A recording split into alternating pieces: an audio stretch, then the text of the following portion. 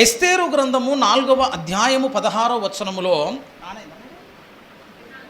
ఎస్తేరు గ్రంథము 4వ అధ్యాయము 16వ వచనములో, నీవు పోయి షూషాను నందు కనబడిన యూదులందరినీ సమాజ మందిరమునకు సమకూర్చి నా నిమిత్తము ఉపవాసముండి 3 దినములు అన్నపానములు చేయకుండుడి, నేనును నా పనికత్తులను కూడా ఉపవాసముందుము, ప్రవేశించుట న్యాయ వ్యతిరిక్తముగానున్నను, నేను రాజునొద్దకు ప్రవేశించెదను, నేను నశించెదను. దేవుడు ఈ మాటలు మన వినికిడిలో ఆశీర్వదించునుగాక.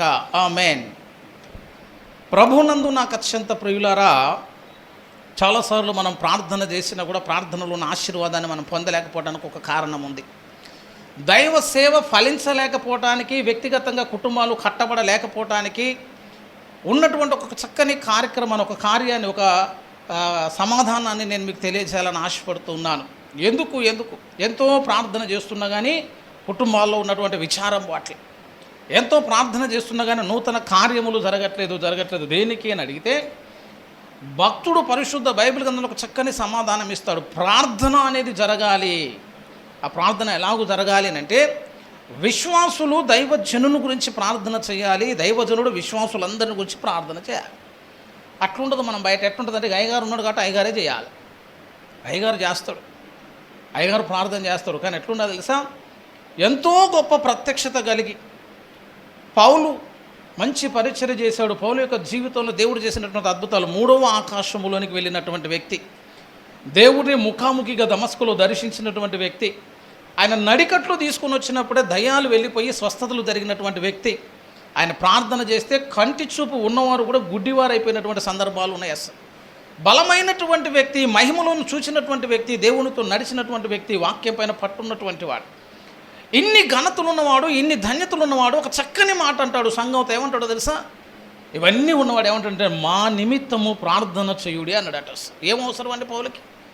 పౌలు ప్రార్థన గొప్పదా, సంఘ ప్రార్థన గొప్పదా అంటే, పౌలు అంటాడు, మీరు మా నిమిత్తం ప్రార్థన చేయాలి, మీరు మా నిమిత్తం ప్రార్థన చేయాలి. హెబ్రీలకు రాసిన పత్రిక 13వ అధ్యాయాన్ని మీరు ఒకసారి గమనిస్తే, అపోస్తలుడైన పౌలు హెబ్రీలకు రాసిన పత్రిక 13వ అధ్యాయము 18వ వచనములో,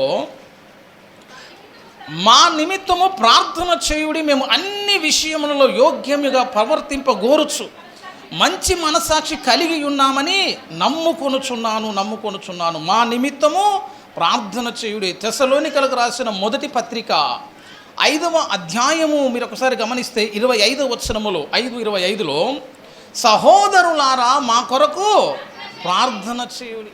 అసలు పౌలంతటి వాడు మాట్లాడాల్సిన మాట అంటున్నా. తెస్సలోనికకు అదే సంఘం, అదే సందేశం, హెబ్రీలకు అదే సందేశం. మా నిమిత్తము ప్రార్థన చేయుడని దైవజనుడు మాట్లాడుతున్నాడు, అపోస్తలుడు మాట్లాడుతున్నాడు, దేవుని చేతులు బలంగా వాడబడుతున్నటువంటి దైవజనుడు మాట్లాడుతున్నాడు. ఈ కార్యము జరగాలి. ఇంకొకటి ఏంటో తెలుసా, ఆ దైవజనుడు కూడా వీరందరి కొరకు ప్రార్థన చేస్తున్నటువంటి అనుభవం ఉంది. పత్రికలు చదవండి ఒకసారి. ఫిలిప్పీలకు రాసిన పత్రిక మీరు ఒకసారి చదివినట్లయితే, మొదటి అధ్యాయాన్ని ఒకసారి చూడండి. ఫిలిప్పీలకు రాసిన పత్రిక మొదటి అధ్యాయము 3వ వచనాన్ని ఒకసారి చూద్దాం.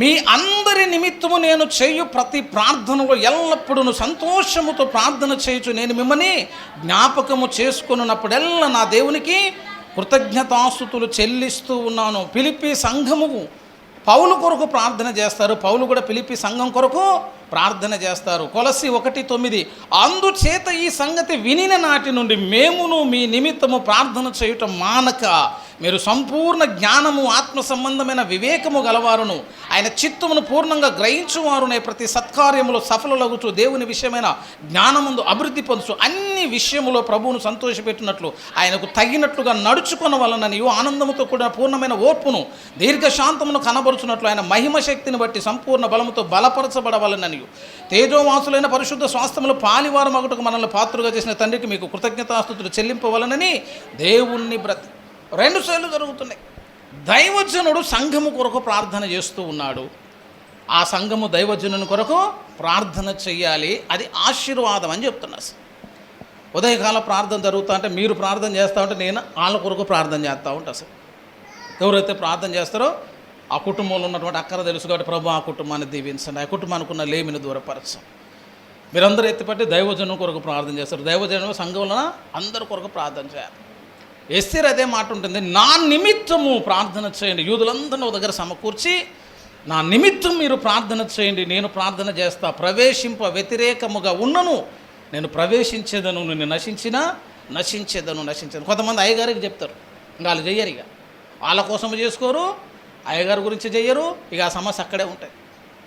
కారేపల్లిలో ఒక ఆయన ఉన్నాడు, మంచిగా పొద్దున్న వచ్చి మనసులో ఎల్లెకెళ్ళ పండుకొని అయ్యగారు బాగాలేదయ్యా ప్రార్థన చేయండి అంటాడు. 12 కాగానే అయ్యగారు భోజనం అని చెప్పి మళ్ళీ ఆనే అన్నం తింటాడు. 3 పూటలు తింటాడు, ఒక్క ముక్క ప్రార్థన చేయడు. మళ్ళీ ఏం చేయాలంటే మీరు ఉపవాసం ఉండి చేయండి అయ్యగారు. ఈయనే ఉపవాసం ఉండి చేయాలట, మనమే మళ్ళీ రాత్రి మొదలు ప్రార్థన చేయాలట. ఆయన మాత్రం మోకరించిన కూడా మోకరించం. అట్లాంటి వాడి కోసం ఎంత ప్రార్థన చేసినా అద్భుతాలు జరగవని చెప్తున్నా. పౌలు ఎందుకు సహాయాన్ని కోరాడు అనేది తెలవాలి. అసలు మా నిమిత్తం ప్రార్థన చేయడానికి పౌలు ఎందుకు అన్నాడు తెలుసా? గొప్ప సేవ జరుగుతున్నప్పుడు ప్రార్థన సహాయం కావాలి, సహకారం కావాలి. ఎంతో శోధన, ఎన్నో శ్రమలు, ఎన్నో అపాయాలు, ఎన్నో ఇబ్బందులు చుట్టుముట్టినప్పుడు కూడా వాటన్నిటిలో నుంచి విడుదల పొందాలంటే దైవజనుని ప్రార్థన సరిపోదు. 40 మంది ఉన్నారనుకో, ఒక్కొక్క పావు గంట చేసినా సార్ దైవజనుడు కూడా 40 మంది కోసం మళ్ళా ప్రార్థనలు కనిపెడతారు. చరిత్ర చదవండి, నేను ఎక్కువ కూడా ఇప్పుడు చెప్పను కానిగా చరిత్ర చదవండి. చరిత్రలో మీకు దొరికితే చార్లెస్ ఫిన్నీ లైఫ్ స్టోరీ చదవండి, డంకెన్ క్యాంబెల్ గారి లైఫ్ స్టోరీ చదవండి. వారిద్దరి ఉజ్జీవములు తీసుకొచ్చినటువంటి వ్యక్తులు అన్నమాట. ఉజ్జీవం అంటే సామాన్యంగా జరిగేది కాదు. ఉజ్జీవం అంటే పరిశుద్ధాత్మ దేవుడు ఒక స్థలములో బలముగా దిగి వచ్చి వ్యక్తుల ప్రమేయం లేకుండా శక్తి కలిగిన కార్యాలు జరుగుతాయి. లైవ్ మిరాకిల్స్ జరుగుతాయని చెప్తున్నాం. చచ్చిపోయిన వాళ్ళు లేస్తారు, సమాధులు తెరవబడతా ఉన్నాయి, మద్యపశాలలు మూయబడుతున్నాయి, ఆనందకరమైన ఆ యొక్క సినిమా థియేటర్లు అన్నీ కూడా మూసివేయబడతాయి, జూదశాలలు మూసివేయబడతాయి. ఉతికి ఆరేసినట్టుంటుంది ఊరంతా కూడా. ఎంతకాలం అని అంటే కొన్ని సంవత్సరాలతో జరిగిపోతుంది. దాన్ని ఉజ్జీవం అంటాం, రివైవల్ అంటాం ఇంగ్లీష్లో. హెబ్రిడిస్ దీవులో ఒక గొప్ప ఉజ్జీవాన్ని తీసుకుని వచ్చాడు డంకెన్ క్యాంబెల్ గారు. మాట్లాడుతుంటేనే జనాలు విలపిస్తారట, ఏడుస్తారు అంతే. ఇక ఎందుకు ఏడుస్తున్నారంటే బద్దలైపోతే, వాళ్ళ హృదయాలు బద్దలైపోతే. వాడు పాపిని అని ఒప్పుకొని కన్నీరు కాచి దేవుని బ్రతిమలాడుకొని అయ్యా నన్ను రక్షించని కేకలేస్తారట. మనం ఒప్పుకోరని ఆధారాలు చూపెట్టినా కొంతమంది ఒప్పుకోరు, నేనేం చేయలేదు అంటాడు. అసలు పరిశుద్ధాత్మదేవుడు కార్యం చేస్తే సంఘం మీదకి దిగి వస్తే ఒప్పుకోలు వస్తుంది. వాడే గుండెలు బాదుకొని ఒప్పుకొని నేను పాపినని మానక కేకలు వేసి పరిశుద్ధాత్మ వైపుకు తిప్పబడతారు. అట్లాంటి సాక్ష్యాలు హెబ్రిడిస్ దేవుల్లో లక్షలు ఉన్నాయని చెప్తారు. లక్షలు. ఎంత అద్భుతం అని అంటే వాళ్ళు ఆరాధన చేస్తుంటే ఎట్లుంటుందో తెలుసా?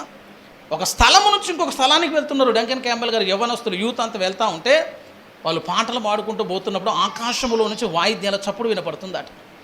ఆశ్చర్యపడ్డారు, ఏదో ఈ దగ్గర ఎక్కడన్నా ఆరాధన జరుగుతుందో మనం చూస్తే చప్పుడు వచ్చేది కింద నుంచి కాదట, పైనుంచి చప్పుడు వస్తుందట. ఏంటి ఆ చప్పుడు అని చూస్తే పైనుంచి దేవదూతలు వాయిస్తున్నటువంటి వాయిద్యాల చప్పుడుతోటి వీళ్ళు భూమి మీద ఆరాధన చేస్తారు.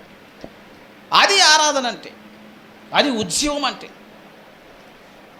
దేవుని సన్నిధిలో ఉండే డంకెన్ క్యాంబెల్ వాక్యం చెప్తుంటే కొద్దిమంది యవ్వనస్తులు లేసి అంటున్నారు, అయ్యా మాకు రథముల చప్పుడు వినిపిస్తుందయ్యా, దేవుడు మన మధ్యలోనికి దిగి వస్తున్నాడు, యెహోవా రథముల చప్పుడు మాకు వినిపిస్తుందని సాక్ష్యాలు చెప్పేటోళ్ళు అట. గొప్ప ఉజ్జీవం అని చెప్తున్నా సార్. డంకెన్ క్యాంబెల్ గారి యొక్క జీవితంలో దేవుడు వాడుకున్న విధానం అద్భుతం. ఎలాగో వాడుకున్నాడు, ఎట్లా ఇంతగా వాడబడ్డాడన్న ప్రశ్న ఒకటి రావాలి. అసలు డంకెన్ క్యాంబెల్ గారిని వాడుకున్న దేవుడు నన్ను ఎందుకు వాడుకోవట్లేదంటే దానికి ఒక కారణం ఉంది. అన్ని అద్భుతాలు జరిగాయి, ఎంత ఉజ్జీవాన్ని తెచ్చాడు. ఎప్పుడు దీన్ని మండించాడు. ఆ ఉజ్జీవం అంతటికీ కారణం చెప్పమంటే ఒక 2 స్త్రీల పేర్లు చెప్తాడట. ఆ 2 స్త్రీలు ఎట్లాంటి వాళ్ళు తెలుసు? అసలు పెగ్గీ అని ఒక ఆమె ఉంది, క్రిస్టియన్ స్మిత్ అని ఒక అమ్మాయి ఉంది. ఇద్దరు ఏజ్ ఎంత తెలుసా? 84, 82, 84 సంవత్సరాల ముసలోళ్ళు. అసలు పెగ్గీ ఆమెకేమో కళ్ళు కనిపించవు. క్రిస్టియన్ స్మిత్ ఆమెకేమో నడుము వంగిపోయి ఉంటుంది, నడవలేదు అవసరం. 2 ముసలోళ్ళు అక్క చెల్లెలు ఒక దగ్గర కూర్చొని ఒకే ఒక ఆశ, ఈ హెబ్రిడిస్ దీవుల్లో మంటలు మండాలట, ఉజ్జీవం రావాలంటే ఒకటే మాట. అసలు ఏం లేదు ప్రభు, మాకు ఆశ లేదు, తినాలని కానీ ఇంకేదో సంపాదించుకోవాలని లేదట. ఈ పట్టణాన్ని మండించాలి, ఇక్కడ అనేక మంది ఆత్మలను పట్టుకోవాలి, ఈ ఊరిలో రక్షణ కార్యములు జరగాలని చెప్పేసి మానక ప్రార్థన చేస్తారు. ఈమె లేచి ఎక్కడికి వెళ్ళలేదు, ఆమెమో గూనె ఆమె కూడా ఎక్కడికి వెళ్ళలేదు, ఈమెకేమో కళ్ళు కనబడవా. ఇద్దరు కూర్చొని ఈ ఉజ్జీవం కొరకు ప్రార్థన చేస్తే కొన్ని సంవత్సరాల తర్వాత డంకెన్ క్యాంబెల్ అన్నట్టు ఒక చక్కని యవ్వనస్తుని అక్కడ తీసుకుని వచ్చినప్పుడు ఆ ఉజ్జీవానికి పునాది పడింది. వాళ్ళిద్దరూ ప్రార్థన చేయకపోతే పట్టణం మండకపోయేదని చెప్తున్నారు. ముందు కనిపిస్తున్న దైవజనుడు ఒక్కడే కనిపిస్తాడు కదా, ఆ దైవజనుడు వెనక ప్రార్థన చేసి 2 ముసలోళ్ళు ఉన్నారని చెప్తున్నారు. అసలు నేనంటే అసలు ముసలోళ్ళే కావాలి, అసలు యవనస్తులు వద్దండి. వీళ్ళు ఆడి తిరుగుతారు, అటు వీళ్ళకున్న పనులన్నీ బిజీగా ఉంటాయి. వీడు ఒక పని మీద ఉంటాడండి, అన్న చదువుకోవాలన్నా ఉద్యోగం అన్న అదన్న ఇదన్న ఫుల్ బిజీ లైఫ్ చెప్తావు. నేను అనుకుంటా అనునాంగుల కంటే వికలాంగులనే ఏమనిపించింది. అసలు అన్నీ చక్కగా ఉన్నాయి అనుకో, వీడు ఒక్కడ ఇక్కడ ఎదుకుంటా అన్న నేను ఆర్మీకి పోతా అంటాడు. అసలు మంచిగా చదువు వచ్చింది అనగానే నేను ఎంప్లాయీ అవుతా అంటాడు. కుంటోడో గూనోడో గుడ్డోడు అయితే అసలు అరవకుండా ఒక దగ్గర కూర్చొని ఏం చేస్తాడు, అన్న నువ్వు ఏం చెప్తే అది చేస్తాను, నేను బయటికి వెళ్ళలేను, ఏమి చూడలేను, చెప్పు ఏం చేయమంటాడు. 84 ఏజ్ అట, 84 సంవత్సరాలలో భారం కలిగినటువంటి 2 స్త్రీలు చేసిన ప్రార్థనకి అసలు హెబ్బడిసి దీవే మన్నించబడ్డది. అప్పుడు అర్థమైందన్నమాట పౌలు ఎందుకు ప్రార్థన సహాయం అడుగుంటాడంటే, ఇట్లాంటి వెనక ప్రార్థన చేసేవారు లేకపోతే డంకెన్ క్యాంబెల్ గారు ఉండడు, అట్లా ప్రార్థన చేసేవారు లేకపోతే అపోస్తలుడైన పౌలు ఉండడు, అసలు వెనక ప్రార్థన చేసేవారు లేకపోతే ఉజ్జీవం ఉండదండి, ఉజ్జీవం ఉండదు, అద్భుతాలు జరగవు. చార్లెస్ ఫిన్నీ అద్భుతాలు చదవండి ఒకసారి, పోయి నాకు నమ్మశక్యం కాదు. చార్లెస్ ఫిన్నీ కళ్ళు పెట్టి చూస్తేనే వాడు కన్నీళ్ళు గార్చి ఎడుతాడట, బోర్న ఏడ్స్ అయ్యా నేను పాపినని ఏడుస్తాడట. ఆయన నడిచి వెళ్ళిపోతున్నప్పుడు మద్యపశాల ముందు నుంచి వెళ్ళిపోతుంటే తాగేటోళ్ళు కూడా సీసాలు పక్కన పెట్టి గుండెలు బాదుకు నేర్చుకొని పశ్చాత్తాపడేటోళ్ళు పశ్చాత్తాప ఆత్మ కుమ్మరించబడేది. ఆయన సేవా జీవితంలో అద్భుతాలు, రోజుకు దాదాపుగా 10,000 మంది రక్షించబడేటోళ్ళు ఒక మీటింగ్లో. ఆయన రోజుకి 10,000 మందికి సువార్త చెప్తే అందులో 98% మంది స్థిరంగా ప్రభువును పట్టుకొని నమ్మేటోళ్ళు. అంత బలమైనటువంటి పరిచర్య జరిగింది ఆయన ద్వారా. బలమైనటువంటి పరిశుద్ధాత్మ పూర్ణుడు, మంచి అభిషక్తుడు. ఆయన ప్రార్థన జీవితము, ఆయన పరిచర్యను గురించి చదువుకుంటే పేజీలు రాయబడ్డాయి. విచిత్రం ఏంటో తెలుసా, ఆయన ప్రార్థన వెనక ఒక బలమైనటువంటి దైవజనుడు ఉన్నాడని చెప్తున్నారు. ఆయన అనుకున్నటువంటి ఆయన పేరు ఏంటంటే డానియల్ నాష్ అనేటువంటి ఒక మంచి భక్తుడు. ఆయన ప్రసంగించడం రాదని పక్కన పెట్టారు, సేవకు పనికి రాదని వెళ్ళగొట్టారు. మాట్లాడటం రాకపోయింది, సేవ చేయకపోయినా కానీ నేను ప్రార్థన చేస్తానని పూనుకున్నాడు. అంతే, సమర్పించుకున్నాడు. అందరూ దేవునికి సమర్పించుకుంటారు కదా, ఆయన ఫిన్నీకి సమర్పించుకున్నాడు. ఏమంటాడో తెలుసా, నేను ఫిన్నీ పరిచర్య కొరకు నేను ప్రార్థన చేస్తాను అంతే. అసలు ఏం చేస్తావయ్యా అంటే, మీటింగ్స్ ఉన్నాయని ఒక 3 వారాల ముందు ఊరు వెళ్ళిపోతాడు అంతే. ఆ 3 వారాలు ఒక చిన్న రూమ్ తీసుకుంటాడు అంటే, ఆ రూమ్లో కూర్చొని పూర్ణ ఏడుస్తాడు. ఒక్కటే ఒక మాట, ఆత్మలను దయచిన ప్రార్థన చేస్తాడు అంతే, ఇంకేం చేయడు. ఆత్మలు కావాలి ప్రభు, ఆత్మలు కావాలి. అదే స్థలములో అదే భంగిములో అన్ని రోజులు విలపించి కన్నీరు కాచే ప్రార్థన చేస్తాడు. ఆయన చేస్తున్నటువంటి ప్రార్థనకు మిరాకిల్స్ అని ఎక్కడ కనబడుతుంటే వేదిక మీద ఉన్నటువంటి ఫిన్నీ గారి చేతులు మించి కనిపిస్తున్నాయి. ఎంతగా చేస్తున్నట్టే మనిషి అసలు ఉండలేకపోయేంత స్థితి. రక్షణ కార్యము జరగాలి, ఫిన్నీ గారి పరిచర్యలు అద్భుతాలు చూడాలి, దైవజనుని బలంగా వాడుకోవాలని ఆయన 1 రోజు కాదు 2 రోజులు కాదు మానక ప్రార్థన చేసేటువంటి వ్యక్తి. ఆయన స్నేహితులు ఏబేలు కలిసి, ఈ యొక్క నాష్ గారు కలిసి వాళ్ళిరువురు మోకరించి ప్రార్థన చేసి ఆత్మల కొరకు ఆ యొక్క సన్నిధి కొరకు ప్రార్థన చేస్తే అద్భుతాలు అసలు.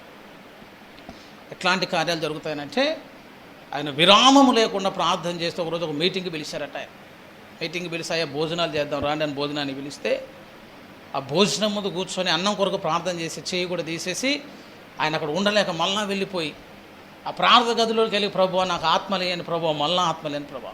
ఆకలితో ఉన్నటువంటి వ్యక్తి, ఆకలితో ఉన్నోడు అన్నం కొరకు ఎట్లా ప్రయాసపడతాడో ఆత్మల మీద అంత భారము కలిగినటువంటి వ్యక్తి.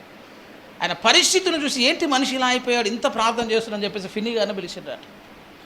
ఫిన్నీ గారిని పిలిచి అయ్యా మరి ఏంటో ఈయన చూడండి అయ్యా ఒకసారి అని చెప్పేసి ఆయన దగ్గరకు వచ్చి ఆయన చూపిస్తే ఆయన ఒక మాట అన్నాడు. ఫిన్నీ గారు ఆయన చూసి, ఆయన ఆత్మలో భారము కలిగి ఉన్నాడయ్యా, ఆయన చేస్తున్న ప్రార్థన ముందు నేను కూడా నిలబడలేకపోతున్నాను, నాకు కొంచెం వెళ్ళిపోయాడు.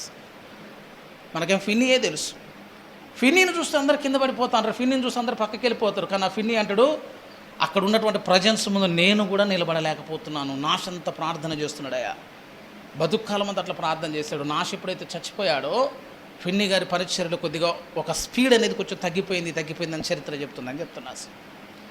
వెనక చేసేవారు అటువంటి ప్రార్థన బట్టి సంఘం అంత ఉధృతంగా పనిచేస్తుంది. అట్లా ప్రార్థన చేసేవాళ్ళను బట్టి దైవజనుడు బలపరచబడ్డాడు, దైవజనుడు ప్రార్థన బట్టి సంఘం కూడా ఏమైపోయింది, ఇప్పుడు సంఘము బలపరచబడుతుంది, సంఘం అట్లాంటివి చెప్పమంటే ఇప్పుడు 100 చెప్తే ఇప్పుడు అసలు. చార్లెస్ స్పర్జన్ ప్రపంచానికి మంచి ప్రసంగికుడిగా పేరు పొందినవాడు. అందరూ ఆయన ప్రసంగానికి ముగ్ధులైపోతారు, ఏం చక్కగా చెప్తుండే ఆ ప్రసంగం. ఆయన రాసినటువంటి బుక్స్ ఉన్నాయి నెట్లో, సంవత్సరాలు పడతాయి చదువుకోవాలంటే, అంత ఇన్ఫర్మేషన్ ఉంది. పెద్ద సంఘం, యవ్వన కాలంలోనే ప్రభు చేత రక్షించబడ్డాడు. వాక్యం పైన చక్కని పట్టుంది. ప్రసంగ చక్రవర్తిని ఒక మంచి పేరు సంపాదించుకున్నాడు, బిరుదు సంపాదించుకున్నాడు. అంత ప్రార్థన చేసి ఆయన అయ్యా మీరు ఇంత చక్కగా వాక్యం చెప్తున్నారు, ఇన్ని ఆత్మలు రక్షిస్తున్నారు, ఎట్లా ఎట్లా ఎట్లా ఎలాగో జరుగుతుందా ఇదంతా అంటే, ప్రసంగం మీద నేను ప్రార్థన చేసేది మీకు కనిపించట్లేదా? ప్రసంగం చేసేది వేదిక మీద నీకు కనిపిస్తుంది, కానీ ప్రసంగ పీఠకి వెనక 500 మంది ప్రార్థన చేస్తారు. వెనకుండి 500 మంది ఈ ప్రసంగం చేత పట్టబడాలని, దేవుని చేత పట్టబడాలని, హృదయాలు మండించాలని ప్రార్థన చేసే వెనక 500 మంది ఉన్నారు. వాళ్ళని చూడండి అండి, ఎందుకు ప్రసంగం పనిచేస్తుందో అర్థమవుతుంది. ఆయన సంఘములో ప్రార్థించే ప్రార్థనా పరులు ఉన్నారని సాక్ష్యం చెప్పాడు. చరిత్ర అట్లా నిలిచిపోయాడు అని చెప్తాను అసలు. కాబట్టి ఒకటే ఒక మాట, ప్రార్థన అందరూ చేయాలి. టైం లేదనొద్దు. ఎందుకంటే ఇప్పుడు నేను చెప్పిన వాళ్ళు ఎవరు సామాన్యంగా ఉండేటోళ్ళు కాదు. టైం లేదంటావు, కానీ దావీదుకు టైం ఉంది, దానియేలుకు టైం ఉంది, యోసేపుకు టైం ఉంది. వీళ్ళందరూ మనకంటే పెద్ద ఉద్యోగాలు చేసిన వాళ్ళు. సమయం లేదని చెప్పొద్దు. ఏలియా అంటాడు ఒక మాట, ఏలియా మన వంటి స్వభావం కలిగిన మనుష్యుడే. యాకోబు సాక్ష్యం చెప్తున్నాడు, ఆయన పైనుంచి వచ్చినప్పుడు కాదు, నీలాగా నాలాగా సామాన్యుడే. కానీ ఏలియా ప్రార్థన చేసినప్పుడు ఆకాశం ముయ్యబడింది అంతే. అసలు సామాన్యుడు కూడా చేస్తే అద్భుతాలు జరుగుతాయి. ఎప్పుడంటే ప్రార్థన చేస్తే జరుగుతాయి, యథార్థంగా చేస్తే జరుగుతాయి, మనస్ఫూర్తిగా చేస్తే జరుగుతాయి.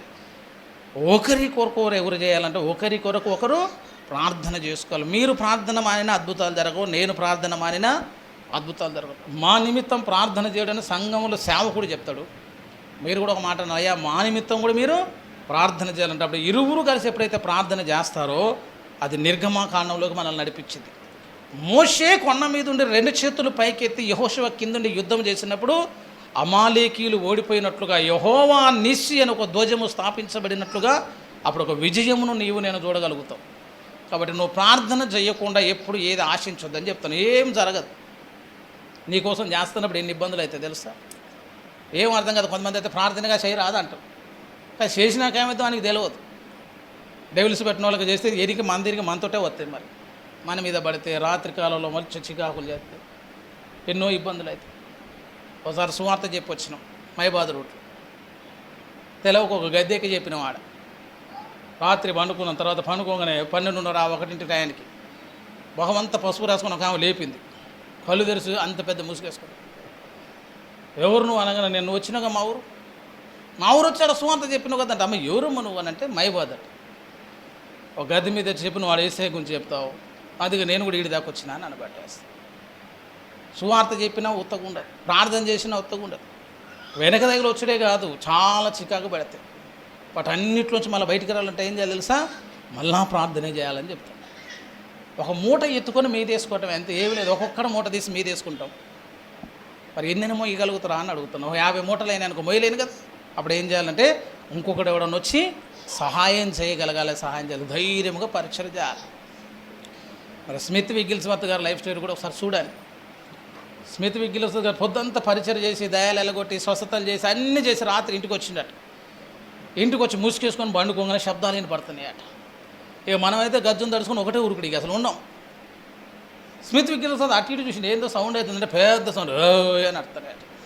కొద్దిసేపు అటు చూసిండు ఇటు చూసిండు, ఆడ ఏం అర్థం కాక ఎవరు అని అడిగిండట అంతే. ఆ పక్క నుంచి మూల నుంచి చీకటి నుంచి సైతాన్ గారు లేచి నేను సైతాన్ని అన్నాడట. ఓహో నువ్వా, నేను పిల్లో ఎలకు అనుకున్నాను చెప్పి అప్పుడు మళ్ళీ ముసుకేసుకొని అనుకున్నాడట. అది అనుకున్నదట వీడికి ఇంత భయం లేదు సార్. ఎలకో పిల్లు అనుకొని లేచినా కానీ సైతాన్ అనుకొని భయపడలేదట. అప్పుడు అది అన్నదట, నేనంటే నీకు భయం లేదా అన్నదట. ఎప్పుడో యేసయ్య నీ భయాన్ని అంతటిని తీసేసిండు, నీ బలాన్ని అంతటిని తీసేసిండు, నేను నీకు భయపడాల్సిన పని లేదు, నేను ప్రభువుకు భయపడతాను అని చెప్పిండట. అంతే, ఒకటే మాట అంతే. ధైర్యంగా పరిచయం చేసుకోవాలి. ప్రార్థన లేకుండా నువ్వు ఏమి చేసినా యూజ్ ఉండదని చెప్తున్నా. అసలు కొంతమంది అయితే పరిశుద్ధంగా బతుకుతారు, ప్రభు కొరకు విస్తారంగా పని చేస్తారు, వాక్యం చదువుతారు, డబ్బులు ఇస్తారు, అన్నీ చేస్తారు. లాస్ట్కి వచ్చి అన్న ప్రార్థన చేయననుకో, ప్రార్థనకు రాదు. ప్రార్థన లేకపోతే నువ్వు ఏమి సాధించలేవని చెప్తాను, ఏం పొందుకోలేవని చెప్తాను, ఏం రావని చెప్తాను.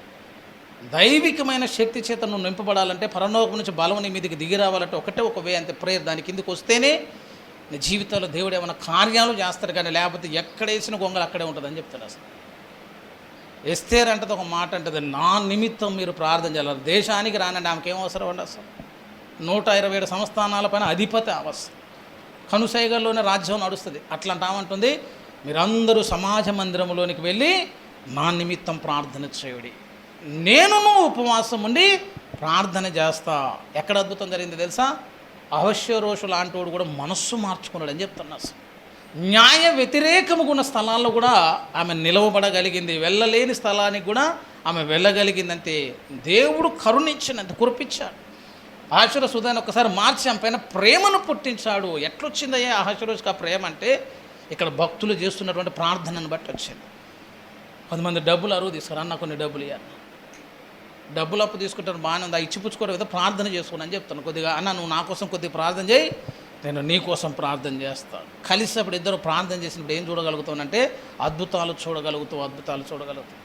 అట్లాంటి ప్రార్థనను ఆశ్రయించాలి. అప్పుడు సంఘం ఏమైపోయిందంటే దీవించబడుతుంది. ప్రార్థన చేయని దైవజనుడు అనుకో సంఘం పెరగదు.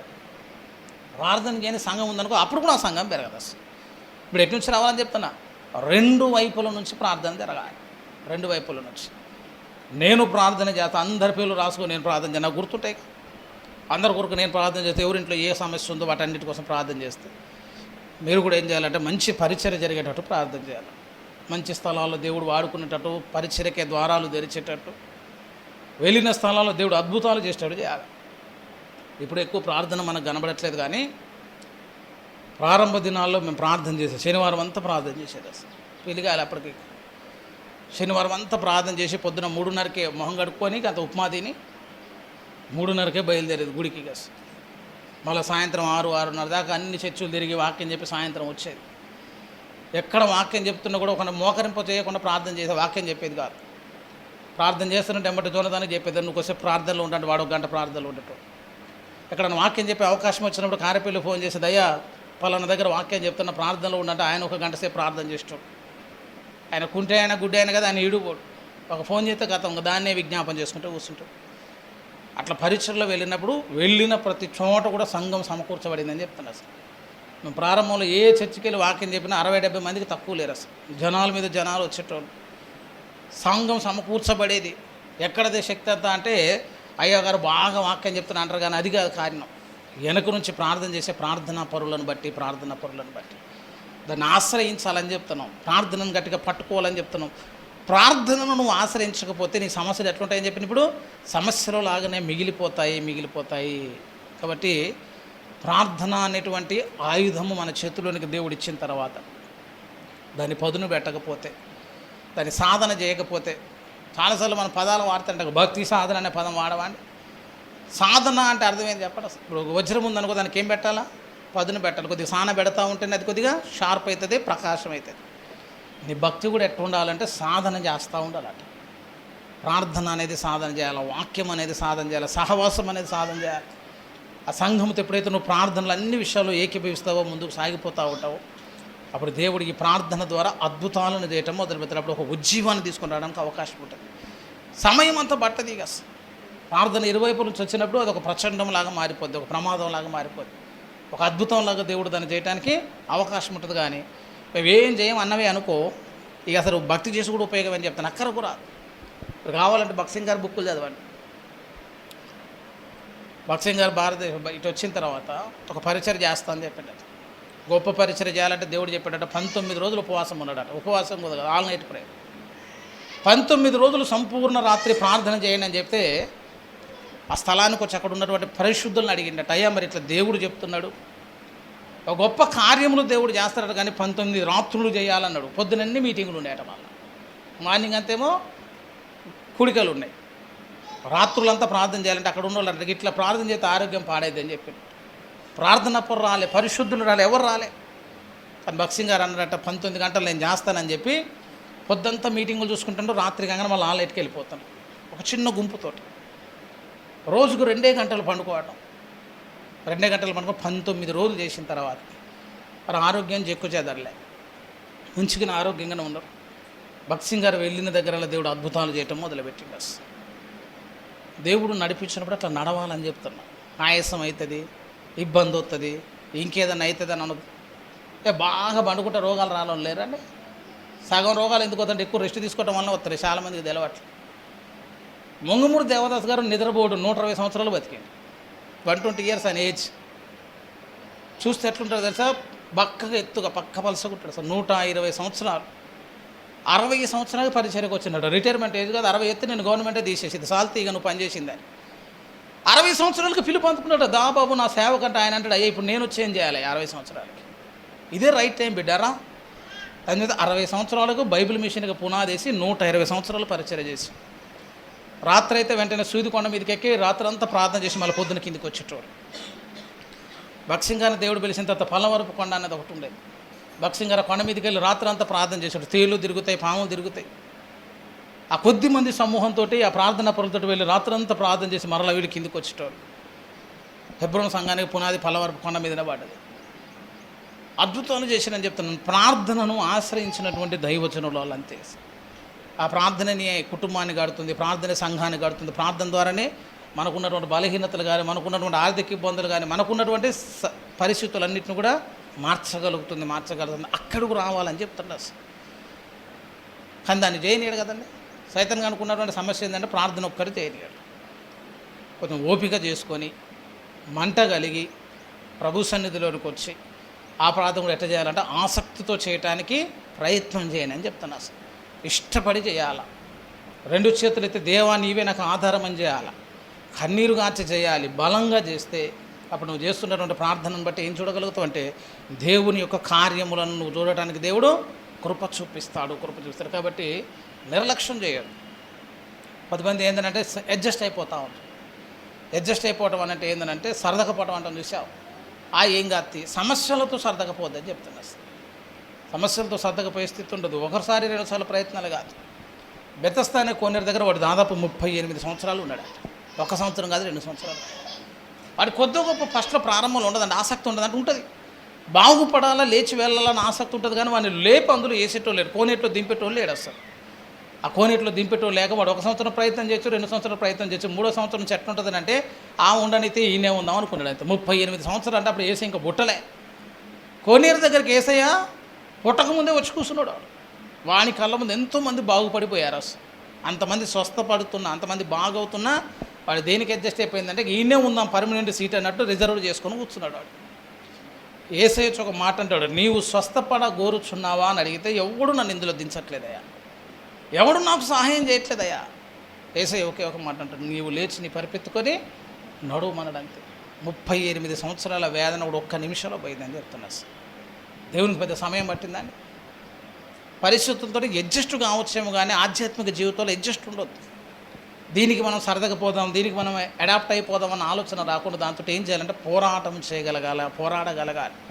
ప్రభు సన్నిధిలో ప్రార్థన చేయగలగాల. దేవునితో పోరాడి ఆ ఉన్నటువంటి సమస్యలన్నిటి నుంచి కూడా నేను ఏం చేయాలంటే విడుదల పొందాలి. అది ఎక్కడ దొరుకుతుందంటే ప్రార్థన ద్వారానే పొందుతుంది. ప్రార్థన కాదు. ప్రార్థన చేయని ఎవరి కుటుంబాలు ఆశీర్వాదం ఉండదు. సంఘాల్లో ఉద్యోగం రాదని చెప్తాను. అసలు ఏది చూడటానికి అవకాశం ఉండదు. పైకి ఏదో ప్లాస్టిక్ పూలాగా కొంత చూపించవచ్చేమో కానీ పరిమళం ఉండదు, అందులో వాసన రాదు. ఫ్రెష్గా కనబడతాయి. ప్లాస్టిక్ పూలు కొనుక్కున్నాం అనుకో మంచిగా కనబడుతుంది, తెల్లగా కనబడుతుంది, బాగుంటాయి. అసలు దూరం నుంచి చూసినా మస్తు కనబడతాయి. అరే బాగున్నాను దగ్గరకు వచ్చి ఒకసారి స్మెల్ చూసినా అనుకో స్మెల్ ఉండదు, ఏముండదు. అసలు అట్లనే ఉంటాయి మన పనులు కూడా. అసలు ప్రార్థన చేస్తేనే అందులోనికి ఏమొస్తుందంటే పరిమళం వస్తుంది. ప్రార్థన చేస్తేనే దేవుని యొక్క శక్తి వస్తుంది. సమస్యలు పెరుగుతున్న కొద్ది ప్రార్థన సమయం కూడా ఏం కావాలా, పెరుగుతూ ఉండాలి. అంటే ఒక చక్కని మాట అంటాడు మార్టిన్ లూథర్ గారు. నాకు సమయం లేదనేటోళ్ళు వాళ్ళందరికీ చెప్పిన ముచ్చట ఇది. ఆయన ఏమంటాడంటే ఈరోజు నాకు ఎక్కువ పనులు ఉన్నాయి కాబట్టి ఈరోజు నేను ఎక్కువ ప్రార్థన చేయాలన్నాడట. మనం ఏమంటామంటే అన్న ఈరోజు ఎక్కువ పని ఉంది కాబట్టి నేను ప్రార్థనకు రానని చెప్తా. ఆయన భక్తుడు. ఎందుకనంటే ఎక్కువ పనులు ఉన్నాయి కాబట్టి ఎక్కువ శక్తి కావాలి, ఎక్కువ పనులు ఉన్నాయి ఎక్కువ బలం కావాలి. కాబట్టి నేను ఈరోజు ఎక్కువసేపు ప్రార్థన చేయాలని కొంచెం పెందలకరణ లేచి ప్రార్థన చేసి ప్రభు దగ్గర శక్తిని పొందుకొని తర్వాత వెళ్ళి పని చేసేవాడు. కాబట్టి ప్రార్థన నీకు అత్యవసరమైందని చెప్తాను. ప్రార్థన లేకుండా నీ ఆధ్యాత్మిక జీవితంలో నువ్వేం సాధించాలని చెప్తాను. దేవునితో కలిసి నడవాలి. అయ్యగారు ఒక మాట అంటాడు, ఇక్కడ 1 గంట ప్రార్థన చేయనోడు పరలోకంలో నిత్యత్వం అంతా ఎట్లుంటాడంటే అసలు. ఇప్పుడు ఇక్కడ ప్రార్థన నచ్చట్లే, ఆరాధన నచ్చట్లే, గుళ్ళు కూర్చోమంటే కూర్చోనోడు రేపు నిత్యత్వం అంతా ఏడ ఉండాలి మరి. అసలు అదే పరలోకం ఉండాలి. వాడు ఉండలేస్తాడు అసలు, వాడు ఉండలేడు, అడ్జస్ట్ కాలేడు. అడ్జస్ట్ కావాలంటే ఏం చేయాలంటే ఇక్కడ కొద్దిగా ఆ నడిపించే విధానం అంతటిపైన ఒక అవగాహన కలగాలి. ప్రార్థనలో ఆనందించడం నేర్చుకోవాలి, ప్రార్థనలో సంతోషించడం నేర్చుకోవాలి. దేవునితో కలిసి మమేకమయ్యేటట్లుగా ఏక మనసుతో ఎప్పుడైతే మనం ప్రార్థన చేయగలుగుతామో అప్పుడు దేవుడు గొప్ప కార్యములను మన ద్వారా జరిగించడానికి దేవుడు పూనుకుంటాడు. కాబట్టి ప్రార్థన సహాయాన్ని కోరుకోండి. ఎవరైనా మనకు ప్రార్థన చేయమని ఏదైనా ఒక చిన్న మాట అడిగారే అనుకో, డబ్బులు అడిగి తీయపోయినా బాధ లేదు.